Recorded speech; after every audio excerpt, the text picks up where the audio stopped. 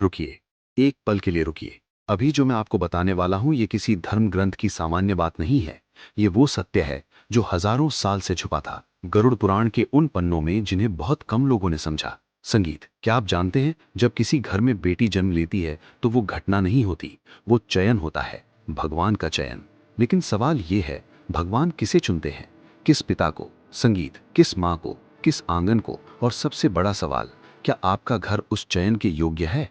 आज हम गरुड़ पुराण के उन रहस्यों को खोलेंगे जो बताते हैं बेटियां किस घर में जन्म लेती हैं, क्यों लेती हैं, और उनके जन्म का आपके भाग्य से क्या संबंध है। ये वीडियो अंत तक देखिए, क्योंकि जो संगीत सत्य सबसे अंत में आएगा वो शायद आपकी जिंदगी का नजरिया बदल दे। मित्रों, हम सब जानते हैं कि दुनिया में हर दिन लाखों बच्चे जन्म लेते हैं, लेकिन क्या आपने कभी सोचा कोई बच्चा इसी घर में क्यों जन्मा? इसी माँ की कोख में क्यों आया?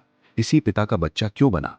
आधुनिक विज्ञान कहता है कि जैविक प्रक्रिया है, लेकिन गरुड़ पुराण कहता है जन्म केवल शरीर का नहीं होता, जन्म आत्मा का होता है। और आत्मा वहां नहीं जाती जहां जगह हो, वहां जाती है जहां उसका उद्देश्य हो, जहां उसका संबंध हो। गरुड़ पुराण में यमराज और गरुड़ के बीच एक संवाद है। उसमें बताया गया है कि मृत्यु के बाद आत्मा की यात्रा कैसे होती है।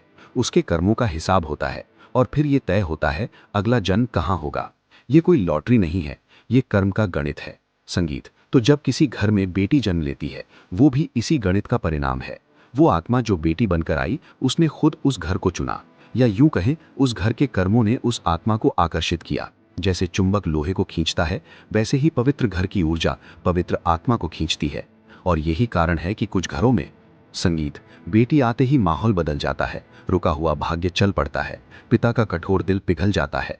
ये संयोग नहीं है, ये ऊर्जा का परिवर्तन है। हम सदियों से सुनते आए हैं बेटी लक्ष्मी होती है, लेकिन क्या हमने कभी सोचा कि ये बात कहाँ से आई? गरुड़ पुराण और देवी भागवत दोनों में एक बात स्पष्ट है, लक्ष्मी केवल धन की देवी नहीं है। लक्ष्मी संतुलन की देवी है, समृद्धि की देवी है, चेतना की देवी है। और लक्ष्मी वहां आती है जहां पहली बात सम्मान हो। लक्ष्मी उस घर में नहीं टिकती जहां अपमान हो, जहां क्रोध हो, जहां स्वार्थ हो।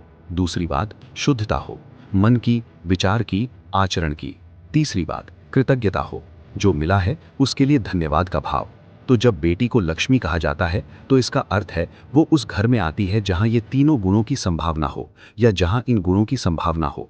और यही एक बड़ा सत्य छुपा है, बेटी केवल लक्ष्मी नहीं होती, वो लक्ष्मी को लेकर भी आती है। उसके आने से घर में जो ऊर्जा आती है, जो हंसी आती है, जो स्नेह आता है, वो सब मिलकर घर को समृद्ध बनाते हैं। लेकिन अगर उस लक्ष्मी का अपमान हो, अगर उसे बोझ समझा जाए, तो लक्ष्मी वापस चली जाती है और उनके साथ समृद्धि भी। ये शास्त्र की चेतावनी है। अब सबसे महत्वपूर्ण भाग, गरुड़ पुराण के कर्म सिद्धांत के अनुसार भगवान उस घर को बेटी के जन्म के लिए चुनते हैं जिसमें ये 5 विशेष गुण होते हैं। ध्यान से सुनिए और खुद से पूछते जाइए, क्या ये गुण मेरे घर में हैं? जिस घर में माँ को केवल जिम्मेदारी नहीं आदर दिया जाता है, जहाँ बहन की आवाज दबाई नहीं जाती, जहाँ पत्नी को साथी समझा जाता है, सेविका नहीं, ऐसे घर की ऊर्जा कोमल, संगीत और संतुलित होती है, और कोमल आत्माएं वहीं आकर्षित होती हैं। गरुड़ पुराण में एक बात बहुत स्पष्ट है, यत्र नारस्तु पूजन्ते संगीत रमन्ते तत्र देवता। जहाँ नारी की पूजा होती है वहाँ देवता निवास करते हैं। ये केवल मनुस्मृति की बात नहीं, ये ऊर्जा का नियम है। जहाँ स्त्री का अपमान होता है वहाँ पुण्य क्षीण होने लगता है, और जहाँ स्त्री का आदर होता है वहाँ दैवत्व का वास होता है। इसीलिए बेटी का आगमन उस सम्मान की पुष्टि भी होती है। आपने कभी किसी परिवार को देखा होगा जो दूसरों की मदद करता है, भूखे को भोजन देता है, पशु पक्षियों तक का ध्यान रखता है। ऐसे घरों में केवल मनुष्य नहीं, संस्कार बसते हैं। बेटी संवेदनशीलता की प्रतीक मानी जाती है। वो उस आंगन में आती है जहाँ संवेदना पहले से मौजूद हो, ताकि वो और बढ़ सके। सोचिए, करुणा को करुणा ही बुलाती है। जहाँ पहले से प्रेम हो वहाँ और प्रेम आता है, और बेटी तो प्रेम का अवतार ही होती है। गरुड़ पुराण में पितरों का विशेष महत्व बताया गया है। ये पुराण मुख्यतः मृत्यु के बाद की यात्रा के बारे में है। इसमें बताया गया है कि पितरों की संतुष्टि से कुल की ऊर्जा स्थिर रहती है। जिन घरों में श्राद्ध होता है, तर्पण होता है, कम से कम पूर्वजों की स्मृति और सम्मान होता है, वहां कुल की ऊर्जा स्थिर रहती है। और इसीलिए बेटी को कुल की ज्योति कहा जाता है, क्योंकि वो परिवार के अधूरे संस्कारों को पूर्ण करने आती है। वो केवल वर्तमान की नहीं, अतीत और भविष्य की कड़ी भी होती है। ये बात कह रही है, आपके पूर्वजों ने जो कर्म किए उनका फल आपके घर में आने वाली आत्मा के रूप में मिल सकता है। और अगर वे कर्म पवित्र थे तो वो आत्मा भी विशेष होगी। चौथा गुण, लोभ से अधिक प्रेम। यदि किसी घर में हर निर्णय धन के आधार पर होता है, हर रिश्ते में पहले संपत्ति की चर्चा होती है, हर काम में स्वार्थ दिखता है, तो उस घर की ऊर्जा भारी हो जाती है। लेकिन जहां प्रेम हो, जहां त्याग हो, जहां संतुलन हो, वहां बेटी का जन्म उस प्रेम को और गहरा करने आता है। आपने देखा होगा, कुछ परिवारों में बेटी के जन्म के बाद पिता बदल जाते हैं। जो पिता पहले बहुत कठोर थे, बेटी के सामने पिघल जाते हैं। क्यों? क्योंकि बेटी उनके भीतर छुपे उस प्रेम को जगा देती है जो वर्षों से सो रहा था। पांचवा गुण, बेटी को बोझ नहीं भाग्य समझना। यह सबसे महत्वपूर्ण गुण है।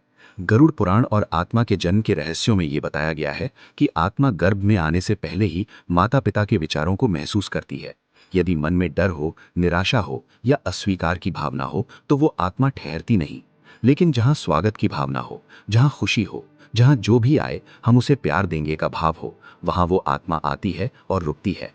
तो सोचिए, अगर आपके मन में बेटी के प्रति कोई भेदभाव है, कोई निराशा है, तो आप उस आत्मा को दूर कर रहे हैं जो शायद आपका भाग्य बदलने आ रही थी। अब एक बड़ा सवाल जो आपके मन में जरूर होगा, अगर बेटी केवल उन्हीं घरों में आती है जहां ये गुण हो, तो फिर ऐसे घरों में भी बेटियां क्यों जन्म लेती हैं जहां उनके साथ अच्छा व्यवहार नहीं होता? ये प्रश्न बहुत महत्वपूर्ण है और इसका उत्तर गरुड़ पुराण में मिलता है। कभी कभी बेटी उस घर में जन्म लेती है जहां वो परिवर्तन बनकर आती है। गरुड़ पुराण के कर्म सिद्धांत के अनुसार कुछ आत्माएं सुधार के लिए जन्म लेती हैं। वे इसलिए नहीं आती कि घर पहले से अच्छा है, वे इसलिए आती हैं कि घर को अच्छा बनाना है। ये जैसे एक दीपक का अंधेरे में जाना। दीपक इसलिए नहीं आता कि वहां पहले से रोशनी है, वो इसलिए आता है ताकि रोशनी हो सके। और इसीलिए कुछ बेटियां ऐसे परिवारों में जन्म लेती हैं जो बहुत कठोर हैं, बहुत पुरानी सोच वाले हैं, बहुत रूढ़िवादी हैं। और वे बेटियां अपने व्यवहार से, अपने प्रेम से, अपनी जिद से उस घर की सोच बदल देती हैं। पिता का हृदय पिघलता है, दादा दादी का दृष्टिकोण बदलता है और धीरे धीरे पूरे घर की ऊर्जा रूपांतरित हो जाती है। तो क्या ये कहना सही होगा कि ऐसी बेटियां कमजोर परिस्थितियों में आई थीं? नहीं, वे सबसे शक्तिशाली आत्माएं होती हैं, क्योंकि उन्होंने सबसे कठिन काम चुना, बदलना उन्हें जो बदलना नहीं चाहते थे। अब वो रहस्य जिसका इंतजार आप शुरू से कर रहे थे, क्या सच में बेटी माता पिता का भाग्य बदल सकती है? गरुड़ पुराण के कर्म सिद्धांत के अनुसार कोई भी आत्मा बिना कारण किसी परिवार में जन्म नहीं लेती। हर जन्म एक ऋण है, एक संबंध है, एक अधूरी यात्रा का परिणाम है। बेटी का जन्म कई बार उस ऋण को चुकाने का माध्यम बनता है, जिसे हम समझ भी नहीं पाते। कभी वो पिता के किसी अधूरे पुण्य का फल होती है। उस पिता ने शायद किसी पिछले जन्म में किसी की मदद की थी, किसी कन्या का संरक्षण किया था, और उसी का फल इस जन्म में उसकी अपनी बेटी के रूप में लौटा। कभी वो माँ की किसी पूर्व जन्म की तपस्या का उत्तर होती है, और कभी वो स्वयं उस परिवार की परीक्षा बनकर आती है। अब सुनिए सबसे गहरी बात। गरुड़ पुराण में ये भी बताया गया है कि जब कोई शुभ आत्मा जन्म लेती है, तो वो अपने साथ अपने संचित पुण्यों की तरंग भी लाती है। वो तरंग केवल उसके जीवन को नहीं, पूरे परिवार की दिशा को प्रभावित कर सकती है। इसीलिए आपने देखा होगा, कुछ घरों में बेटी के जन्म के बाद रुका हुआ काम चल पड़ता है। आर्थिक स्थिति सुधरने लगती है, घर में अधिक शांति महसूस होती है। लोग इसे संयोग कहते हैं, शास्त्र इसे ऊर्जा का परिवर्तन मानते हैं। और यहाँ एक और सत्य है, हर परिवर्तन तुरंत दिखाई नहीं देता। कभी कभी बेटी का जन्म परिवार के भीतर छिपी कठोरता को उजागर कर देता है। जो सोच वर्षों से भीतर दबाई गई थी, वो सामने आ जाती है। ये नकारात्मक नहीं होता है, ये शुद्धिकरण होता है। जैसे जब घाव को साफ किया जाता है तो दर्द होता है, लेकिन वो दर्द ठीक होने की प्रक्रिया है। बेटी का कोमल स्पर्श भी कभी कभी ऐसा ही होता है। गरुड़ पुराण में आत्मा की यात्रा का जो वर्णन है वो अद्भुत है। ये पुराण बताता है कि मृत्यु के बाद आत्मा कई पड़ावों से गुजरती है, उसके कर्मों का आकलन होता है और फिर वो अगले जन्म की तैयारी करती है। और ये बात बहुत गहरी है। संभव है कि वही आत्मा जिसने किसी जन्म में पिता का रूप लिया था, अगले जन्म में बेटी बनकर लौटे, ताकि संबंध का संतुलन स्थापित हो सके। जरा सोचिए, वो बेटी जो आपकी गोद में खेल रही है, हो सकता है किसी जन्म में वो आपकी माँ रही हो, या आपका पिता, या आपका सबसे प्रिय मित्र। आत्माएं बदलती नहीं, रूप बदलते हैं। और इसीलिए कहा जाता है, बेटी केवल वर्तमान की संतान नहीं, वो आत्मा की यात्रा का विस्तार है। अब एक प्रश्न जो आपको झकझोर देगा, यदि बेटी का जन्म कर्मों से जुड़ा है, यदि वो अपने साथ पुण्य और उद्देश्य लेकर आती है, तो क्या उसे कमतर समझना स्वयं अपने भाग्य को कमतर समझना नहीं है? जब आप बेटी को अस्वीकार करते हैं, तो आप उस पुण्य को अस्वीकार करते हैं जो उसके साथ आया था, उस ऊर्जा को अस्वीकार करते हैं जो आपके घर को बदल सकती थी। ये केवल सामाजिक बुराई नहीं है, ये आध्यात्मिक मूर्खता है। अब वो रहस्य जो बहुत कम लोग जानते हैं। गरुड़ पुराण के कर्म सिद्धांत के अनुसार हर आत्मा अपने साथ तीन चीजें लेकर आती है। पहली, पूर्व जन्म के संस्कार। दूसरी अधूरे कर्म, तीसरी एक उद्देश्य। और ये तीनों चीजें उस बच्चे के स्वभाव, रुचि और संघर्ष में दिखती हैं। वो बेटी जो बचपन से ही सबकी मदद करती है, शायद वो करुणा का संदेश लेकर आई है। वो बेटी जो हर मुश्किल में डटी रहती है, शायद वो परिवार को साहस सिखाने आई है। वो बेटी जो सवाल पूछती रहती है, पुरानी बातों को चुनौती देती है, शायद वो परिवर्तन का दूत बनकर आई है। और कभी कभी वो बेटी जो बहुत कम उम्र में चली जाती है, वो भी एक संदेश देकर जाती है। वो संदेश जो शायद शब्दों में नहीं कहा जा सकता, लेकिन जो परिवार की आत्मा में हमेशा के लिए उकेर जाता है। मैं जानता हूं ये सुनना कठिन है, लेकिन गरुड़ पुराण का यही सत्य है। हर जन्म उद्देश्यपूर्ण है, हर आत्मा महत्वपूर्ण है, हर आत्मा महत्वपूर्ण है।